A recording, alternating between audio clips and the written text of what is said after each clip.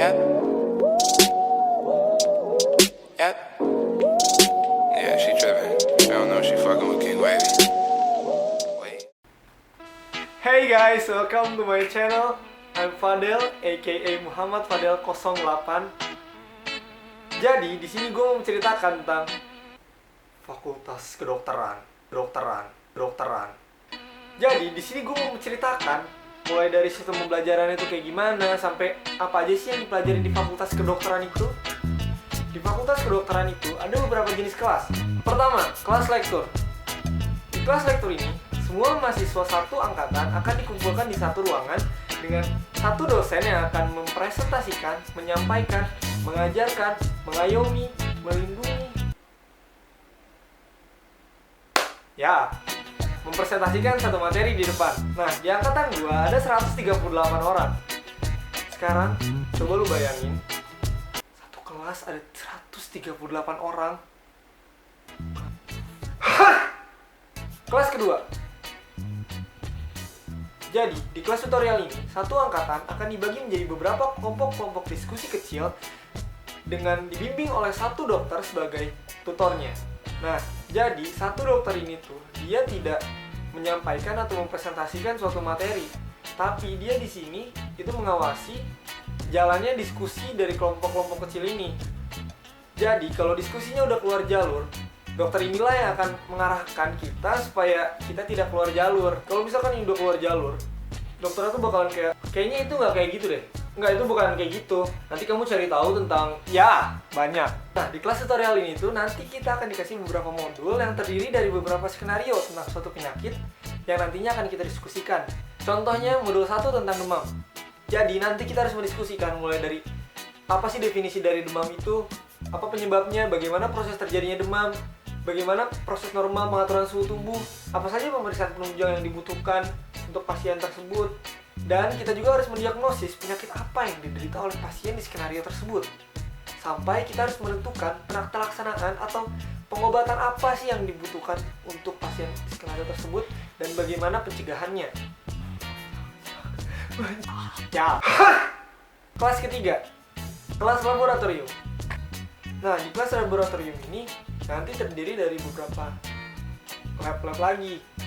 Pertama, ada lab anatomi. Nah, di kelas lab anatomi ini nanti kita akan melihat bagian-bagian tubuh manusia. Nanti kita akan melihat usus, paru-paru, jantung, hati. Terus ada lab mikrobiologi. Nah, di lab mikrobiologi ini nanti kita bakal melihat mikroorganisme kecil yang nggak kasat mata kayak bakteri, virus, jamur. Terus nanti kita bakal melihatnya pakai teleskop. Nanti kita bakal melihatnya pakai mikroskop gitu. Terus ada lab patologi klinik.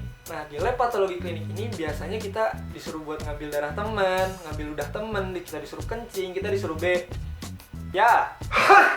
Kelas keempat ini adalah kelas clinical skill lab. Di kelas clinical skill lab ini kita akan belajar skill-skill seorang dokter nantinya. Gimana sih nantinya kalau ketemu pasien, gimana sih cara nanya-nanya keluhan pasien, gimana sih cara meriksa pasien dari ujung kepala sampai ujung kaki, dan skill-skill lainnya sebagai dokter nantinya.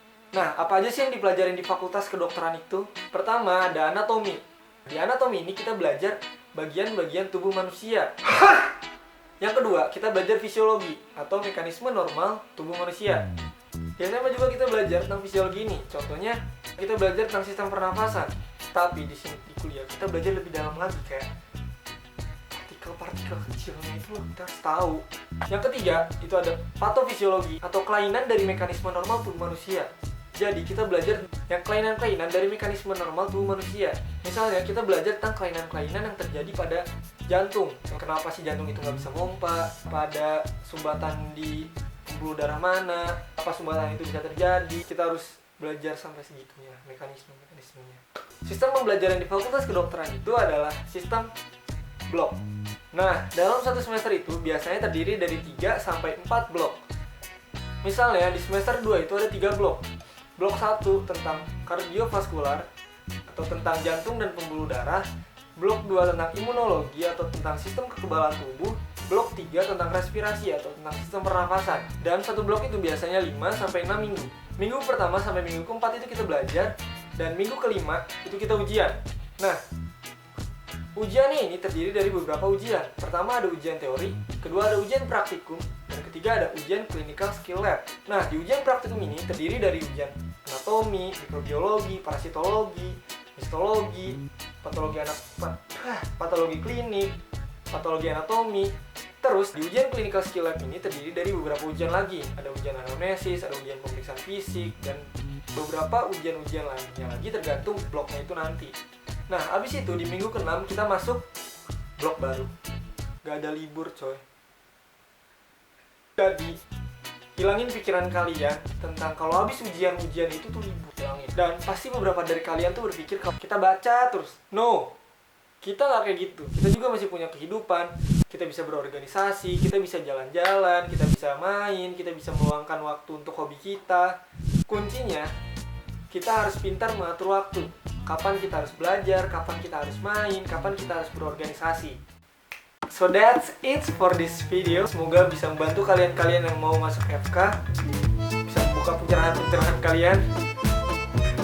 Don't forget to like, comment, and subscribe. And always remember, just be yourself.